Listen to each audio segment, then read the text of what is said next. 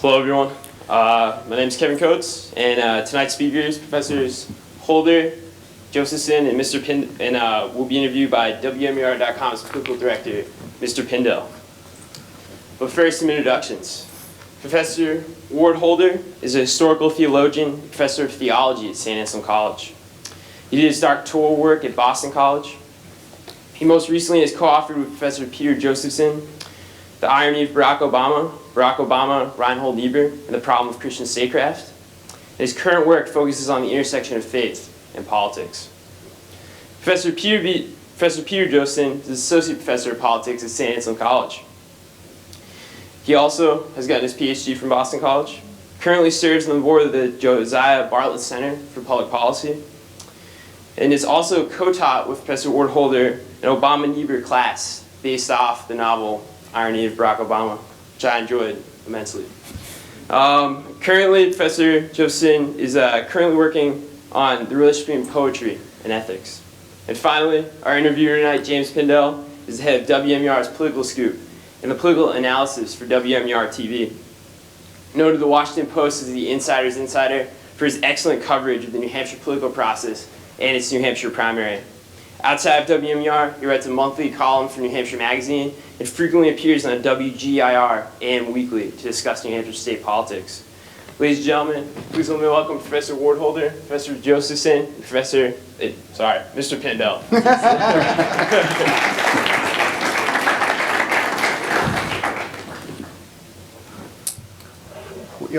How this is going to work is we're going to have these two talk a little bit about the creation of this project, some of the meat to it as well, and then I'm going to ask them some questions, and then we're going to open it up to the audience. So let's go get started.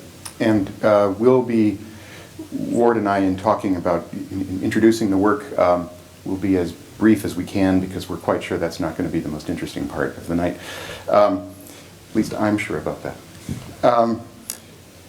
This is a project that we started working on, really that Ward brought to my attention very shortly after Barack Obama was elected president. And we developed a course around it, which we've taught a couple of times. And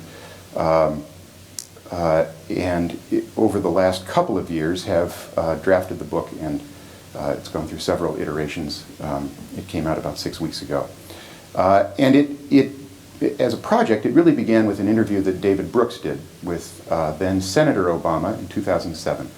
And it was an interview that, in Brooks's account, did not go very well. It was a Friday afternoon. Obama was tired. He had someplace to be.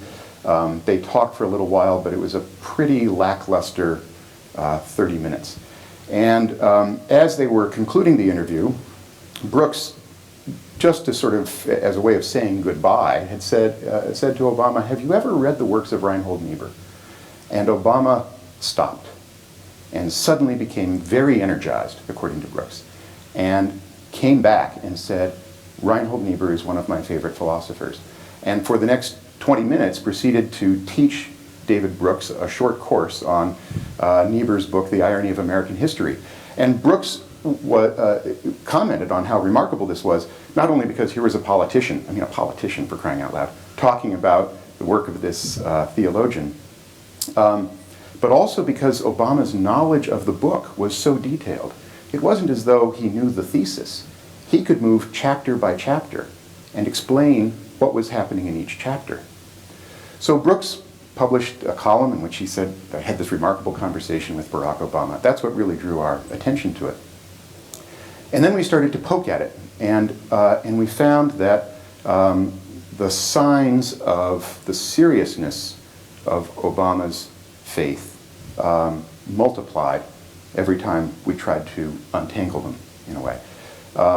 So, for example, the reporter, David Moranis, traveled with Obama in 2004 when he was running for Senate, and Moranis tells the story, and it perplexed him as he was watching it. Here's this fellow who's reputed to be a liberal Democrat, and between each campaign stop, he sits in the front of his SUV reading the Bible. Moranis didn't know what to make about this. And he asked Obama, I see that you're always reading the Bible. What's going on? And Obama said, I'm not really comfortable talking about it. All right, fine. But then we get to the 2004 convention speech. And And Obama talks about red states and blue states, and he talks about how we have to be our brother's keeper and our sister's keeper. That was a line that he was asked to remove from the speech. John Kerry thought it was too Christian, and Obama said, no, it stays in. So we began to research his background. Obviously, he was born in Hawaii. He grew up in Indonesia. His biological father was an atheist, but came from a Muslim background. His stepfather in Indonesia was a Muslim and took him to mosques to pray and enrolled him in a Muslim school for a time. He was also enrolled in a Catholic school for a time, and his second job out of college was working for a Catholic social service organization. So maybe we ought to think of him as Catholic. But in any event, during college, he began to read theology and philosophy, and was especially attracted in theology to the works of Paul Tillich and Reinhold Niebuhr. And in the late 1980s, working in Chicago, he made a public conversion to Christianity at Trinity United Church. Trinity United Church is a UCC church, and back in the late 1950s, the church that Reinhold Niebuhr was associated with merged with a bunch of other churches in order to form the UCC. So there is a sort of genealogical connection between Obama's practice of faith and Niebuhr's pastoral work. And we discovered also that the number of witnesses to Obama's faith grew exponentially. Every time we tried to find somebody who would tell us, no, it's just for show, we ended up with somebody, even political opponents, who said, this guy's really serious. Mike Huckabee, Tom Coburn, Republicans, who say he's very serious about this. During the primary, we had a White House aide who was here, who we didn't get to talk to, but Neil Levesque talked to him and mentioned our project. And Neil at that time was a little skeptical, which was good. That's the right thing to do.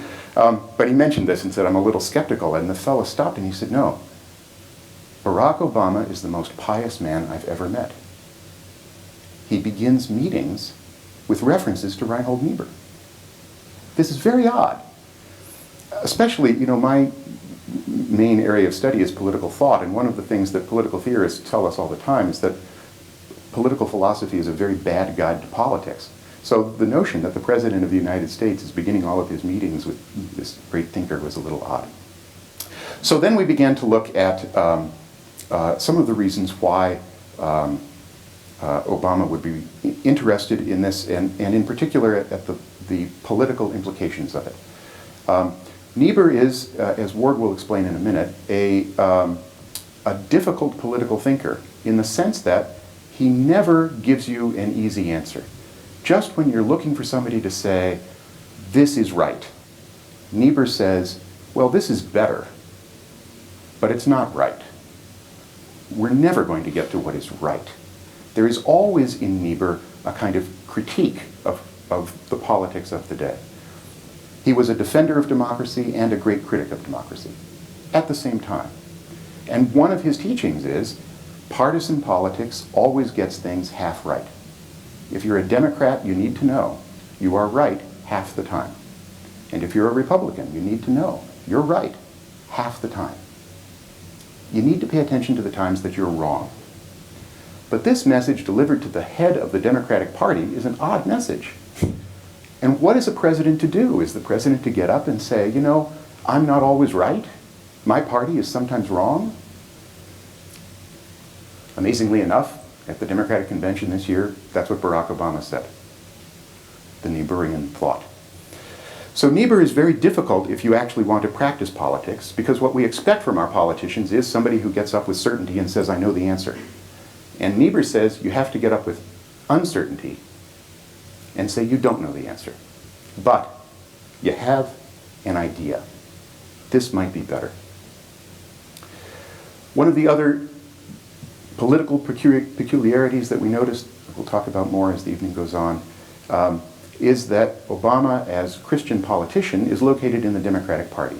And since the days of John Kennedy, the Democratic Party has worked hard to be,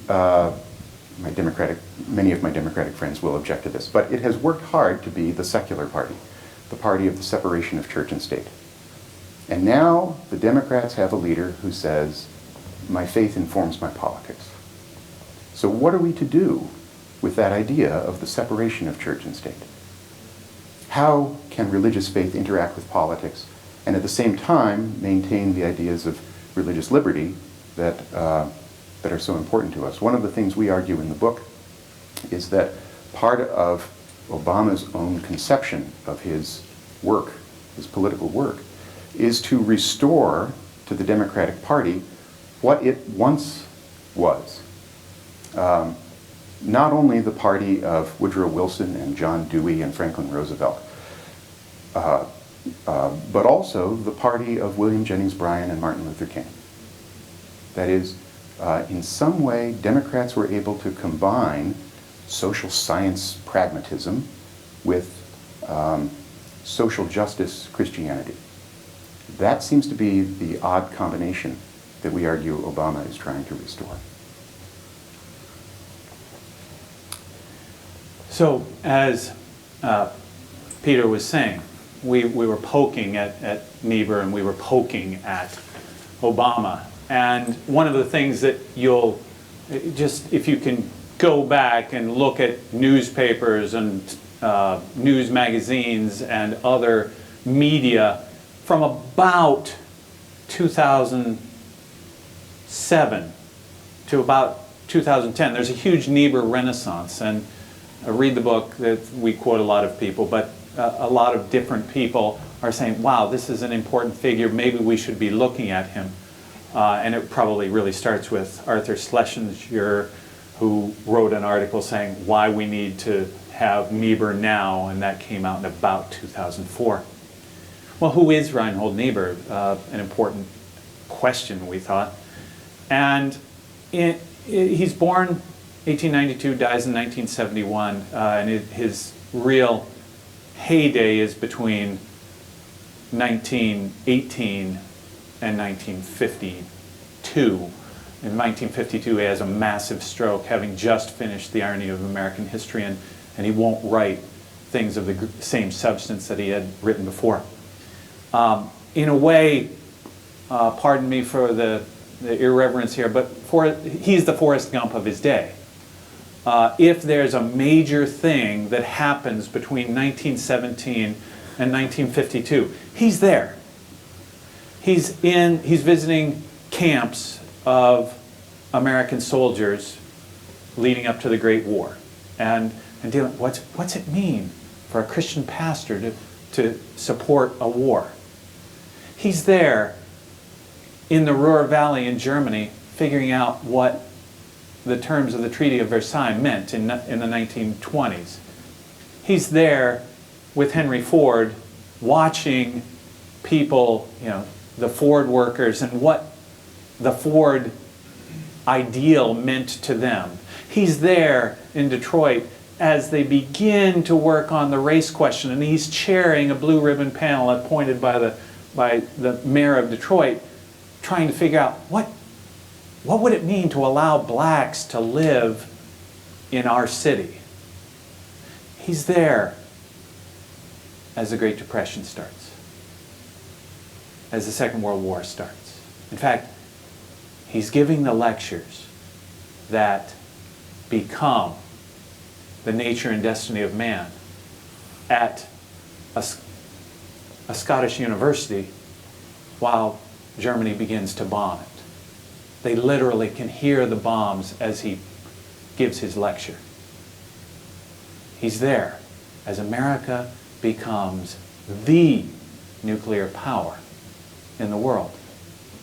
And he thinks about all these things. And so I'm going to talk about 3 points that his theology leads him to. The first is that the morality of humanity, the morality that governs what you and I should do, is not and cannot be the morality of a nation. That great collectives have to, not just should, they have to use the law of justice rather than the law of love, because anything else simply won't work. And so the ideal of a Christian nation really doesn't work in Niebuhr's thought. Second, he is anthropologically very realistic about the human condition. Humans are sinful. There's no way around it. The front cover of Time that he was on, and we always show that picture of him on the front cover of Time on the 25th anniversary issue. But no one ever pays attention to the little caption, which is, "The story of mankind is not a happy one." Humans are stained with sin, and no matter who they are, they will try to do things for their own advantage, an advantage that they will gain by taking from others. And the final point that we found extraordinarily important is Niebuhr believed, because of this character of humanity and because of the way that nations must work through a model of justice rather than love, that international relations would have to be based on a model of a community of the nations and nations cooperating rather than a model of a superpower leading. And that's where he ends the irony of American history, finished in 1952.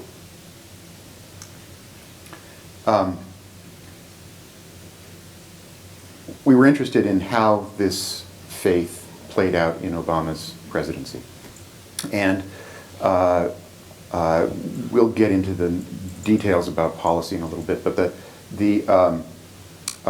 beginning in 2004, we can trace a change in Obama's understanding of the relationship between faith and politics. In 2004, he's running for the United States Senate in Illinois. And the Republican candidate had an implosion due to his private life, and the Republicans brought in a fellow named Alan Keyes, a very smart, very articulate African American, to run against Barack Obama. And in a debate that they had in October, Keyes said that Obama claims to be a Christian, but he's not really a Christian because his politics aren't Christian. And Keyes said Jesus Christ would never vote for Barack Obama. And Obama's answer in that debate was the standard liberal progressive answer. My faith is a private matter. It doesn't have anything to do with my politics. And in The Audacity of Hope, the book he wrote for the 2008 campaign, Obama tells this story, and he says, as soon as those words were out of my mouth, I knew I had made a mistake. Not a political mistake. I knew I had said the wrong thing. That if I'm serious about my faith, then God must be the most important thing. And how on earth could it make any sense to say, God is the most important thing, but it won't have anything to do with my politics? That was the problem, according to Obama, that was the problem he knew he had to solve. And the first part of our work is interested in tracing how he solves that problem. We see signs of it in the 2004 convention speech when John Kerry asks him, please leave the Bible stuff out, and Obama just says no. He changed other things. The part about red states and blue states was originally much longer, and Kerry said, I'd like to say that, and Obama said, yeah, I'll make that much shorter. But when it came to the biblical references, no, they have to stay. In 2008, when he's running for president, he gives that very famous speech in which he distances himself from his pastor, Jeremiah Wright. It's called the race speech, usually. But if you read through the speech and you get to the end, you find out that Obama's interested in the thing that trumps race. What is it that gets us past race? And it's the gospel. He's very clear about it. It's not a race speech at all. It's a Christian politics speech. In 2009, he introduces, in a speech called The New Foundation, he introduces the stimulus package in April 2009. And what almost nobody reports on is that at the very center of that speech, he tells us what the new foundation is. The new foundation for the new American economy is the Sermon on the Mount. Political scientists, we've read tons of books by political scientists looking at the stimulus package, and all but one of them don't even mention this. I think because they don't know what to do with it. Obama's a Democrat. How could he possibly mean that? As recently as this year, in announcing his evolution on the topic of gay marriage, absolutely fascinating. Read Obama's comments. He did not say, well, I understand that there is this, the people of faith have this problem, but we need to separate policy from faith. Not at all. He said, my faith tells me that we need to permit gays to marry. Now, I don't mean to suggest that that's the Christian answer to the question of gay marriage. I don't mean to suggest that at all. All I mean to suggest is, here is somebody who tells us repeatedly, my politics are rooted in my faith. The answer I gave in 2004 is an inadequate answer. So, last thing, and then we'll turn it over to Mr. Pindell. The irony of Barack Obama, what's that mean? Well, we talk about the kind of modeling he's doing, and we identify three, the prophet and the statesman and the political evangelist. And the political evangelist is that part that he sometimes plays when he says, yes, we can, or no, we didn't, perhaps in this election. But what we looked at and saw was Niebuhr really works for him in a statesman-like fashion when working at being a leader of a country on the international stage. But that doesn't work very well when we talk about getting votes. And so our question was, will this one who seems to have attached himself so carefully to a paradoxically difficult theologian who gives him sophistication for his governing, be able to get back his electoral mojo, where he's able to chant those things that make Americans vote for you? And we didn't and don't know the answer to that finally. So let's broaden this out and ground this a little bit. Niebuhr comes of age intellectually and popularly. I mean, he's a huge figure in pop culture in America at that time, at a time when there's a lot of things going on. Some of it's post-war, and people saw that evil does exist. It's no longer cool to reject a lot of religious ideas. It's like the hip thing to do in the 50s in particular. And America's on its way up.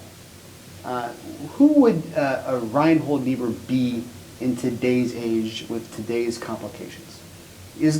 Would we even have an environment that would allow that? I think that's really difficult. And Ward may have a more hopeful idea, but Niebuhr is a wonderful writer, and he's a theologian, and yet he writes about history, and he writes about politics, and he writes about culture, and he's an academic who writes for the public. It's in the last 50 years, I think it's become more difficult for academics to do that for a bunch of reasons, one of which has to do with the way that the academy has become more and more structured into disciplines. So that it's you know, I'm a political scientist, I study political theory, and so I'm okay writing about Reinhold Niebuhr, but if there's a theological question, I turn to the theologian. If there's a psychological question, I turn to a psychologist. I don't attempt to go outside of my discipline.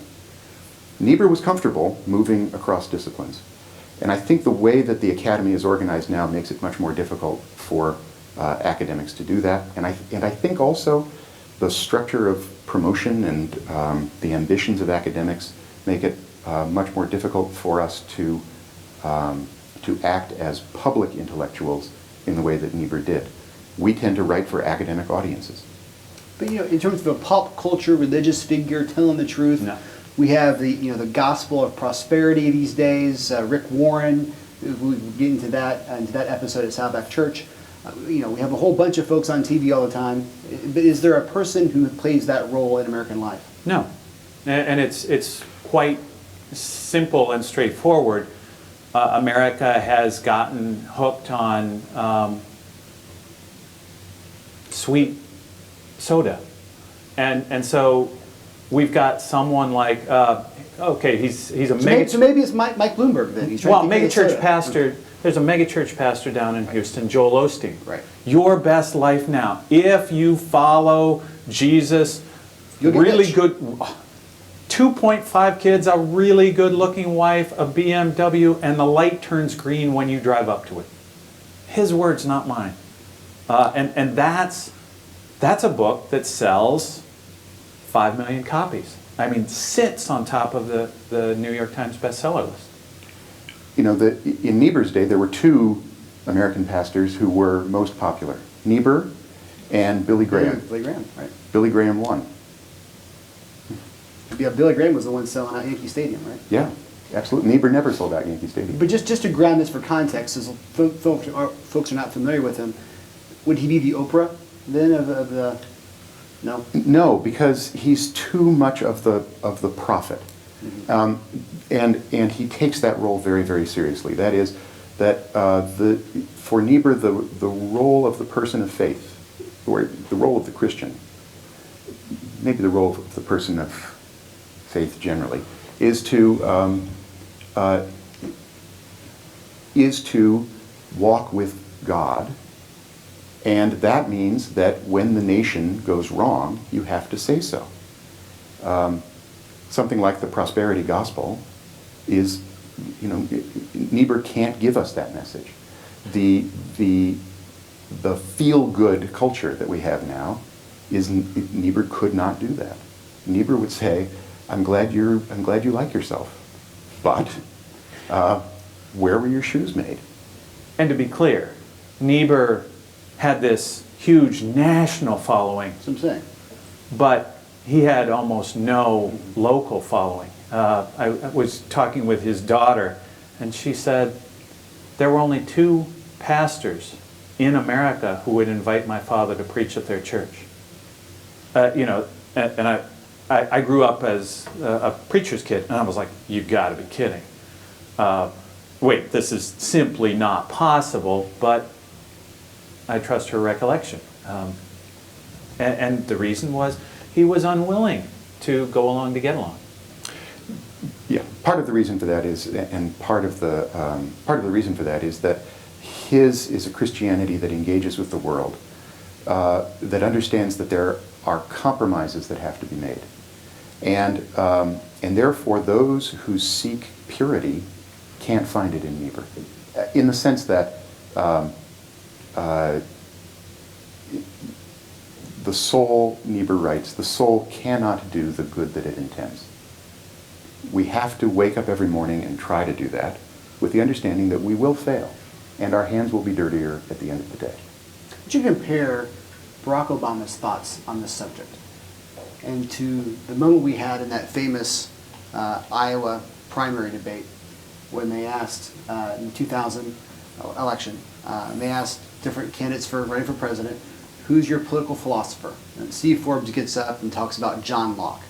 But it was, George Bush at the end says Jesus Christ, a guy who attended church, became a born-again Christian. Compare that to Barack Obama of today, who doesn't go to church but talks about his faith almost just as much. He did. Barack Obama has not attended church much since he ascended to the White House. He has attended church about as much as presidents other than Billy Carter, who got into the White House. It's a huge imposition to a church for a president to attend, because the first thing is the Secret Service come and it just gets in the way. But prior to that, he was a very regular attender at Trinity. It's 2 different cultures. I mean, it's 2 different cultures that have very little to say to each other.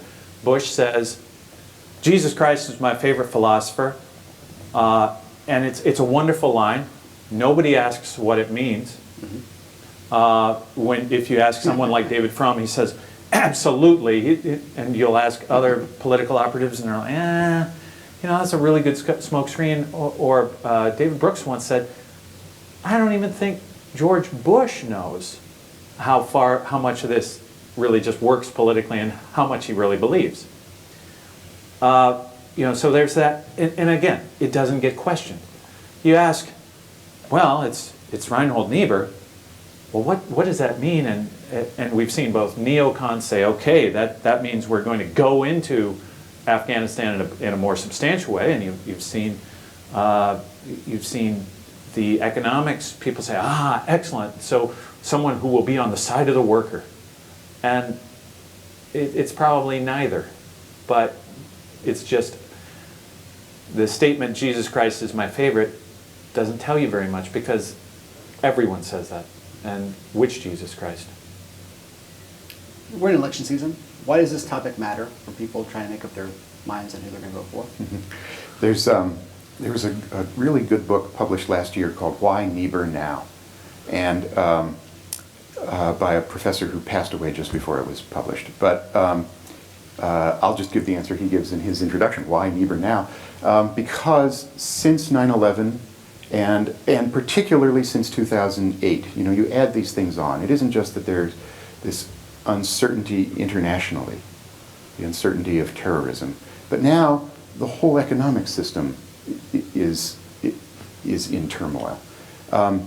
Why Niebuhr now? Because Niebuhr is the theologian of ambiguity. That's Diggins' answer, and I think it's a good answer. We become interested in someone who can explain to us why the world doesn't work simply, and who can give us some sort of guidance as to how we can make our way through a world that is really, really complicated. Our book is about Barack Obama and Reinhold Niebuhr, but one of the things we point out at the very beginning is that John McCain published a book in 2007 when he was running for president, a book about honor. There's a chapter about Reinhold Niebuhr. Hillary Clinton published a book. She points to Reinhold Niebuhr as an important influence. There's something about this decade, and I think that the enormous problems and the tremendous uncertainty we face in thinking about America's future that leads us to return to this fellow who could articulate in some way the uncertainty we wake up with every morning. Two short answers. One, the great majority of people in America do not accept that Barack Obama is even a Christian. I work with evangelical Christians in my other life, which is as a pastor, and they'll say, I don't think he's ever prayed. Okay, let's talk about why you believe that. And this helps to understand the kind of Christian that Obama is trying to be, which is very much not the kind of model that George Bush was. Not saying that either was more Christian, but these are two different ideals of how to be Christian. And second, if Obama is a Christian, and I really do believe he is, as we are winding down to November 6th, we're looking at two candidates, one of whom, the Republican, the party of faith, the party that of the religious right, who's clearly saying time and again, my faith is not involved in my governing. I will not govern from my faith. I will govern because I know how to create jobs. The one on the Democratic left is saying, my faith is crucial to every decision I'm going to make. And the paradox, thus, is before the American electorate, what choice will you make? Cathedral Age magazine this summer, in July, published side-by-side interviews of Obama and Romney, and asked them, what do you think is the place of your faith in our politics? And Romney's answer was 2 or 3 sentences long, and he said, I think it's important that we preserve our Judeo-Christian tradition in ceremony and in word. And I read that to my wife, and she said, isn't he supposed to say in word and in deed? Well, he left the deed out. No, we're going to do this in ceremony and in word. He gave an example. In God we trust will stay on our currency. That's important. Barack Obama gave a 4-paragraph answer. And he said, faith has always been important in American politics. It was important for the abolitionists. It was important for the suffragettes. It was important in civil rights, and it's important today. It was all about action. So when we look at the candidates and we ask which candidate is moved politically by his faith, what they tell us is it's the Democrat. One more question on the politics, the intersection of politics and Barack Obama on this question. You know, what's interesting would be, you can talk about the story from Saddleback Church, because you get into that in the book too, but no one's really followed him on the Democratic side. He is a leader of the party. He has tried to move the party, I think, in some ways, particularly this summer on foreign policy, trying to take some ground from Republicans. Has there been any evidence that either A, he's interested in creating a culture of a religious left again, and B, that it's actually worked? There is evidence that he is interested, and there is evidence that it has not worked well enough. I'll explain what I mean by that. In 2004, John Kerry had a campaign volunteer whose job it was to conduct outreach to Christians. And in 2008, Barack Obama had a paid staff whose job it was to conduct outreach to people of faith. E.J. Dionne has written a book about this, sold out. Amy Sullivan was a reporter for Time Magazine, I think, wrote a really wonderful book about religion and the left. I think there's plenty of evidence that Obama would like to open or reopen the Democratic Party to people of faith. But you're right, for the most part, the party hasn't followed. And I think that's part of the reason why during the campaign he's not talking about it. His focus is on getting reelected. And one of the things I think he's learned in the last 4 years is that he can't move enough Democrats in this direction. I agree with you. The only place that you saw it where they trusted it was at the NAACP convention, when both Biden and Obama beat that drum. All right, well, let's start the Obama presidency. It's 2009. Let's focus on 3 things. One, we're coming out, he takes office, the stimulus package. Second, while he's in office, to the shock of many liberals, I'm sure, he does not close the Office of Faith-Based Initiatives. Right. Right? In fact, puts a major staffer, the staffer you mentioned, to be in that position. And third, the Cairo speech. Let's discuss what that means in terms of Niebuhr. All right, well, I'll take the Office of Faith-Based and Neighborhood Partnerships. This was an office begun by George Bush with the help of Senator Lieberman. It was an office that came under tremendous criticism during the Bush administration from the left because this is going to be the implementation of compassionate conservative into policy, right? Right. It came with very little budget, and which was one set of criticisms, but also it was staffed mostly by evangelical Christians, and therefore requests from people of diverse faiths were not, allegedly not treated equally.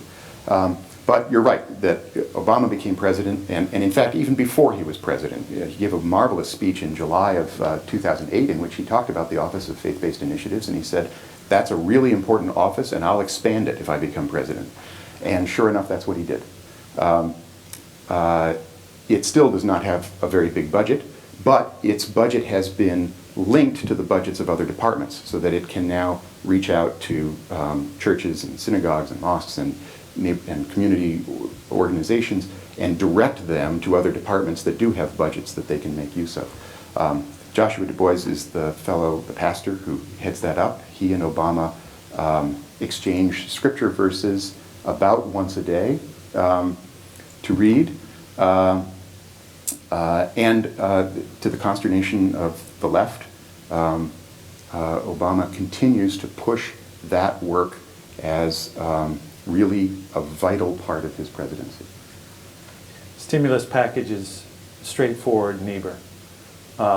Not in every way that it was implemented, but when Obama gets up in front of the cameras to say this is what we're going to do or this is what we should do, it's absolutely Niebuhrian. We have to take care of those most vulnerable. Their needs have to be the first needs that are taken care of. This could have been written by Niebuhr in his Detroit period, speaking about Henry Ford. Yes, we still need an economy, and Obama really thought, and this is that new foundation speech, this will put the economy on a stronger footing, but we have to begin there, stimulus package, and eventually Obamacare are coming out of that same vein. How do we protect that most vulnerable strain? When we turn to the Cairo speech, that is again, now, can Obama be more hopeful than perhaps he has a right to be? Yeah, sure. And Obama, in the Cairo speech, kind of sets out, here are these 8 points, and we can agree on every one of them. And I, even as I read it the first time, I'm thinking, well, if they defined it the way that you did, they would agree, but they don't. Put that aside, let's have a good speech. He did. But it's very much in that Niebuhrian model of saying there are common goals that the community of nations must reach, and to do so, they must act cooperatively toward a set of common goals, and anytime an imperial power arises, all trust dissolves. So Obama's reaching out, that would have been quite Niebuhrian. If I could piggyback on Ward's comments, first with respect to the stimulus package, in some respects it is enormous and a grand project. And in other respects, it's very constrained. More than a third of it went to tax cuts, for example. So it's marked by, and I mean, there are plenty of criticisms to be made of the particular policies Obama has adopted. One, with respect to the stimulus package, is that it really, a lot of it really is geared toward building a new economy, and that means it wasn't actually geared toward immediate stimulus. That's a problem. But it's an odd combination of things. On the one hand, very grand ambition, and on the other hand, a kind of humility about, if that's the right word, about what government can accomplish and how government can accomplish it. So in that sense, it's also a Niebuhrian undertaking. With respect to Cairo, Niebuhr, one of the things that makes Niebuhr so interesting for political scientists is that he teaches a real deep humility about the extent of human understanding and therefore the extent of human power. We don't understand anything perfectly, and therefore we have to be very careful when we exercise our power. He teaches in a way the limits of our power. And at the same time, he's quite realistic about the need and ethical about the need to exercise power. In order to do good, you have to exercise power. So he teaches us that the exercise of power is fraught with danger because of the limits of our understanding and the limits of our power. And he teaches us that we have to exercise it. In a way, those are the things that mark the Cairo speech. A real statement that the United States is not all-powerful and can't be and doesn't want to be. And a statement that we do still want to act in the world. We're looking for partners to act with. Let's move forward. You write a lot about his Nobel Prize speech. We also have the surge of troops in Afghanistan, and there's this little thing in 2010 called healthcare reform, which I heard you talk earlier about setting an idea and then not being involved in the particulars, let those things happen. This reminded me of letting Congress trying to take care of healthcare. Try to tackle some of those three topics. All right. Well, the surge in Afghanistan is, we treat in the book, is From our perspective, it's an interesting Niebuhrian case. I would say that in some respects, it's a mistake. The policy that the president adopted was a mistake. And yet I think Niebuhr might agree that it's a mistake, that Obama was faced with three possibilities, three options, in effect. One was nation building, which would have required many more thousand troops than he decided to send. One was called counterinsurgency, that is, combating the insurgents on the ground to give the Afghan government time to build itself. And then the third option, which was favored by the Vice Chairman of the Joint Chiefs of Staff and Vice President Biden, was called counterterrorism.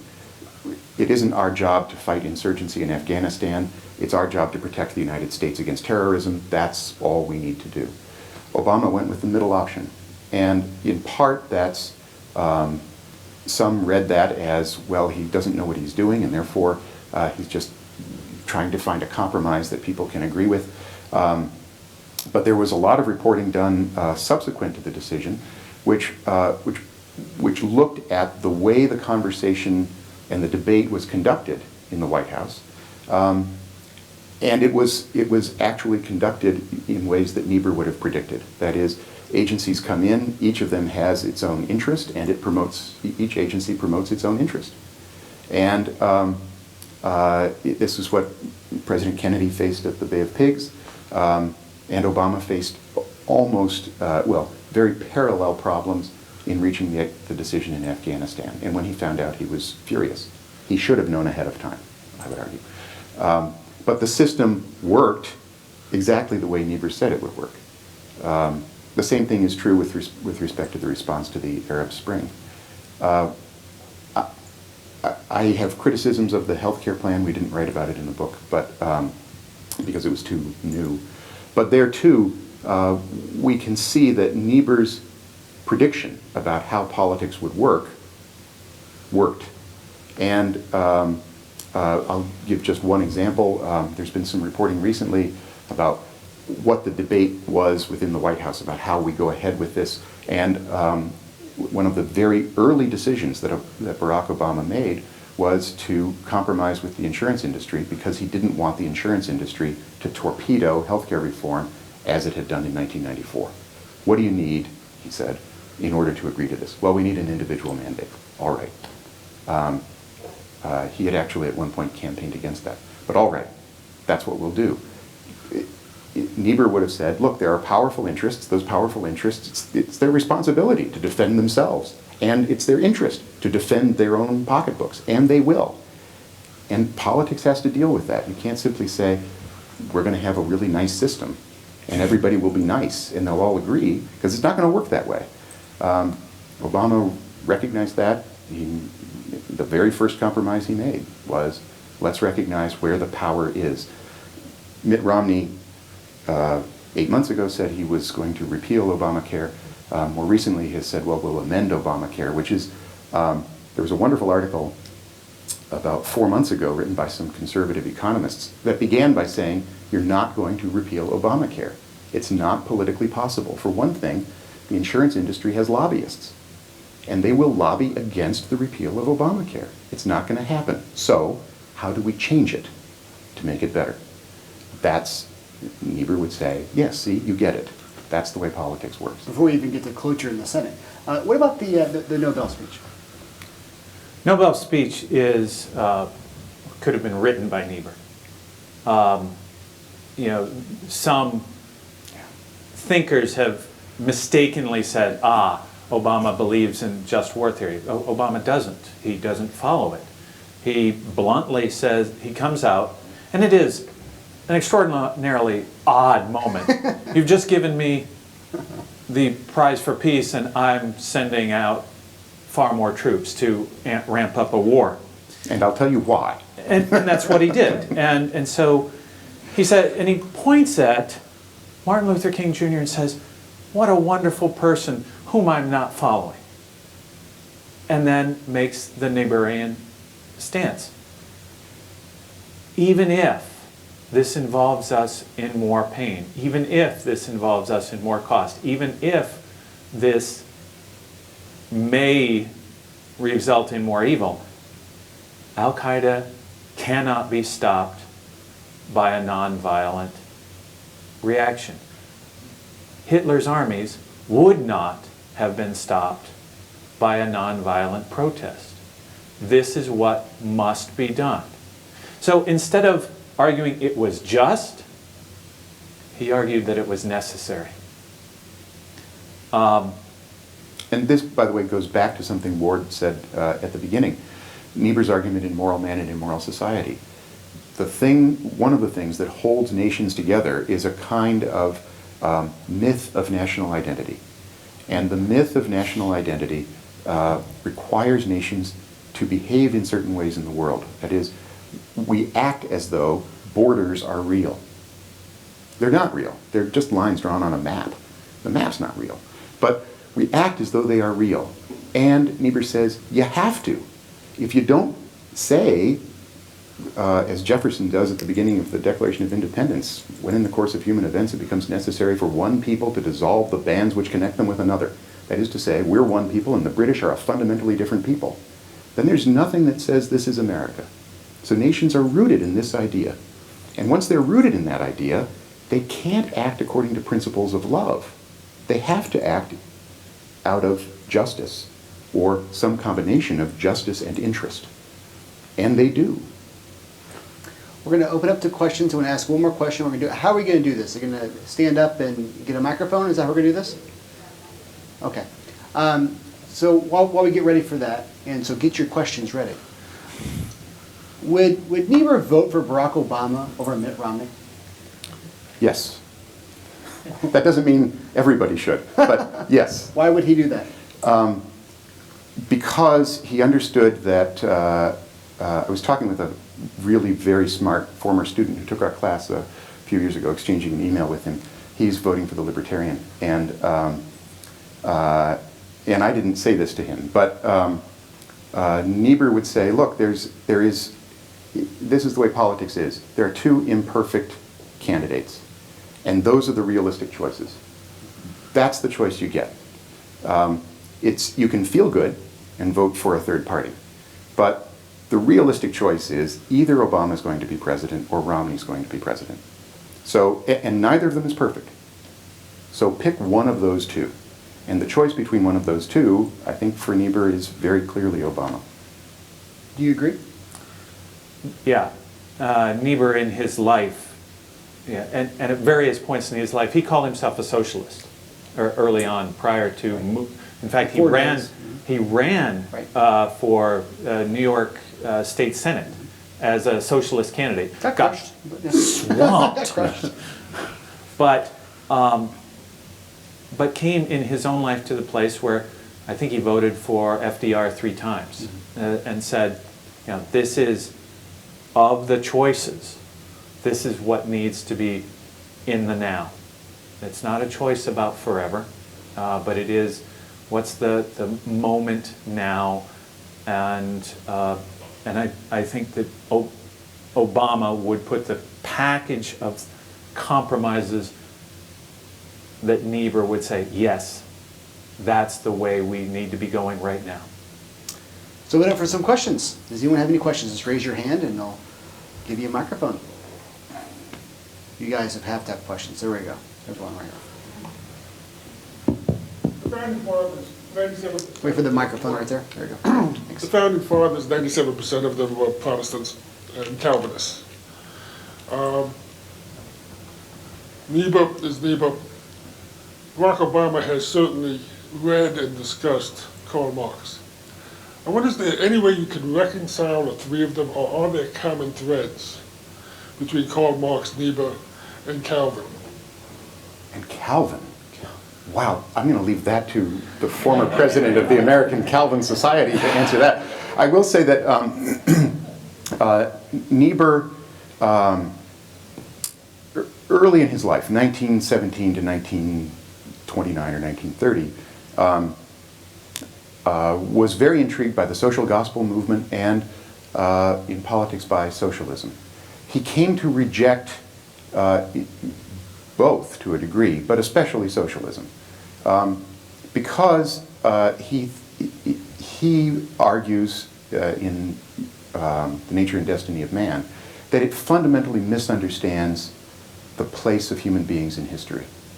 It gets the nature of human beings wrong. The socialist idea in the modern world is rooted in an understanding of human beings as essentially matter and essentially subject to change or manipulation or reconfiguration. In other words, we can make human beings what we want them to be because they're made of matter and we understand how matter works. Niebuhr said that gets 50% of what human beings are, and not the most important 50%. That human beings are partly matter, but they're also this mysterious spirit or soul. So the Marxist understanding of material history, Niebuhr came to believe was just a fundamental misconception of what human beings are. I'm fascinated by your question, especially by your statistic. The 97% were Calvinists. There's one minister, a Calvinist minister, John Winthrop, who signs the Declaration of Independence, but its author, Jefferson, hated Calvin and writes specifically against him and calls Calvinism anti-Christianity. He's more, theologians tend to call Jefferson a deist. In any case, drawing the line between Marx and Niebuhr and Calvin, all three, in a sense, are trying to hammer out their model of the true good society.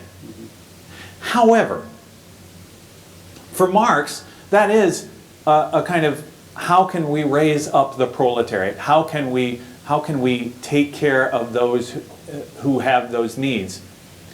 Niebuhr sees that need and recognizes it, and he will even, I don't think he ever gets over that socialism thing, so he will even keep that in his ideas. It's not materialism, but he wants to protect that most vulnerable part of society.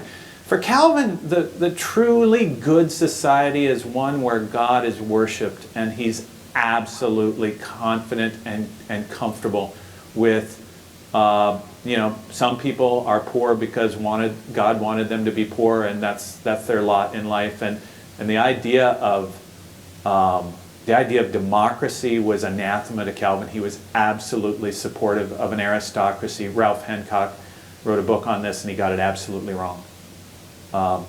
Calvin's no supporter of democracy, and the idea that Calvinism is the fount of democracy. I love that. I'm a Calvinist, but it's not true. Another question? Back here?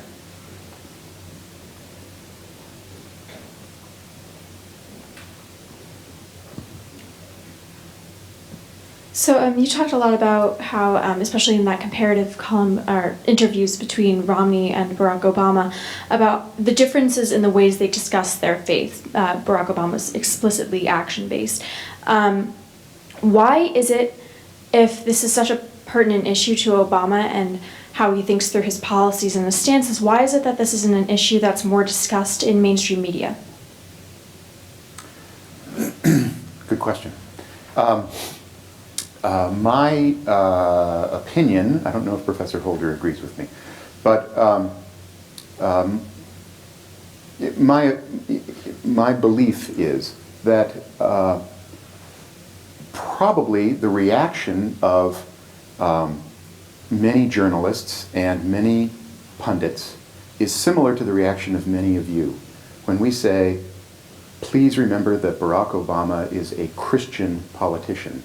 There's a kind of cognitive dissonance, like, whoa, you've just completely turned the world upside down. How could that possibly be? And so when Barack Obama says, my faith teaches me that we ought to make room for gays to marry, I suspect that many people just don't hear it because it's such a foreign concept. And therefore, they can't report on it. we've had this conversation, each of us, with friends and family and colleagues here and at other schools over the last 3 years, when we tell them about the project, and they say, no, he can't be. He believes in the separation of church and state just like I do. Well, that isn't what he says. But many of his supporters can't hear it. And many on the right can't hear it either, because his conception of Christianity is so different from their conception of Christianity that they can't, it doesn't even register as Christianity in a certain sense. Mitt Romney's faith, I find a really interesting and compelling faith in a lot of ways. It raised in the primary races a lot of red flags for many Christians in the United States, who have managed to sort of set that aside as long as he's willing to say, don't worry about it, I'm with you, I'm not going to govern out of my faith, I'm going to govern out of conservative values. So on the one hand, on the left, I think Obama supporters and many in the press just can't register this idea. And on the right, Obama's opponents and, to the extent that there are reporters, many in the press, reject it. Simply isn't, it can't possibly be that he's a Christian, because his Christianity isn't my Christianity. I would agree with that. I would add one more thing. This campaign has, on both sides of the aisle, been beating the drum about it's the economy, it's the economy, it's the economy. That's the thing that until the events in Benghazi, it really was only about the economy, and everything else just kind of wasn't getting any traction. And Americans tend to believe that the economic sphere is self-contained, that whatever your beliefs about your Christianity or anything else, they don't and can't impact economic policy, because economic policy is a law unto itself. So Obama suggesting that it might be different, that doesn't gain any traction, and Romney saying this doesn't ever matter, that's what most people believe. This got more interesting when he picked Paul Ryan. Paul Ryan had written his budget, and then Ryan went so far as to say, my Catholic faith leads me to this budget, and I'm a real Catholic in this budget. At that point, the U.S. Conference of Catholic Bishops said, wait a minute, we define what's Catholic, and your budget isn't. You cannot make your budget on the backs of the poor, because Catholic social teaching demands the preferential option for the poor. We have time for one more question, I think. Does we have another question? Yep. Of course. You could expect this question on the heels of that question. Catholic social teaching is certainly preferential option for the poor. The other side of that coin is the question of the sanctity of life. And I'll be interested, since I don't know the book and I don't really know what Niebuhr has to say about this, but where does the question of abortion and all of the right to life issues, all of the sanctity of life issues, situate itself in Barack Obama? And you were making the point that Obama wants to open up the Democratic Party to people of faith. I had a conversation in a hearse this morning with somebody who was talking about this very thing, that the Democratic Party has made it virtually impossible for at least Catholics who support a right to life ethos to stay members of that party. And at the same time, such people are highly uncomfortable in the Republican Party, precisely because of the kind of budget that Paul Ryan has proposed. I'm just wondering where you see that with regard to the dynamics of Barack Obama. We actually talk about that particular problem in the Democratic Party in the book. You should get several copies for the monastery. Yes.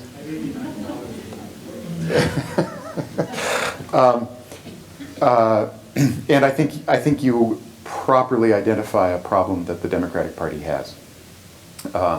It has the reputation of being the party of the big tent, but there are certain prominent Democrats who have asked to speak at Democratic conventions over the last 12 years and have been told no because you're pro-life.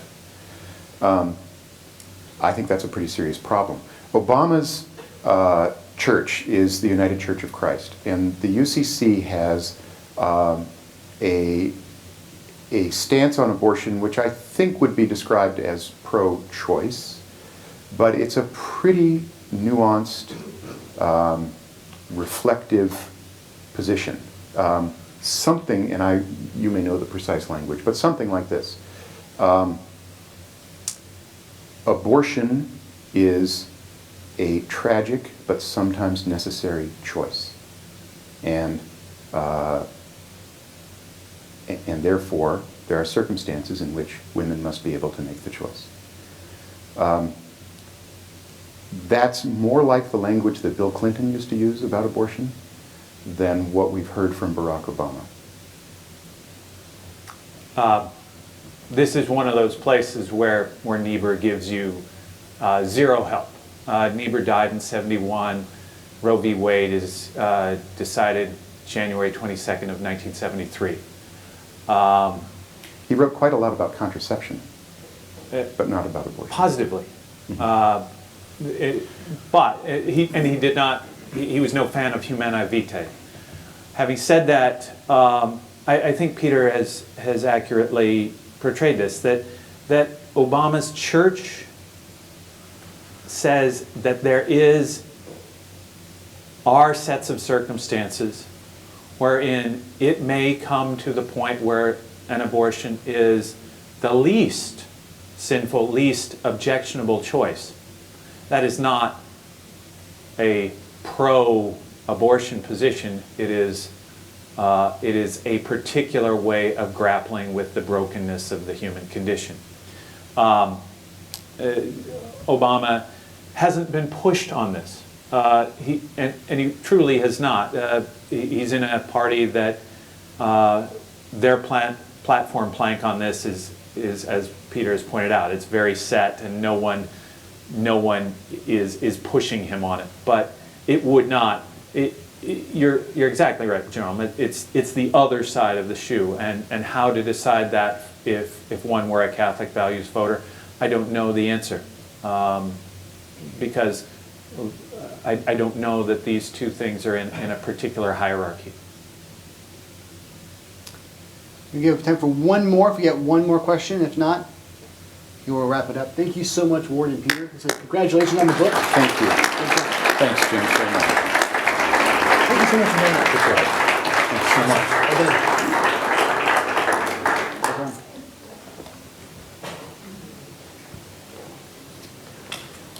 I think there are copies in the back there, so make sure you buy your. Maybe they'll even sign it.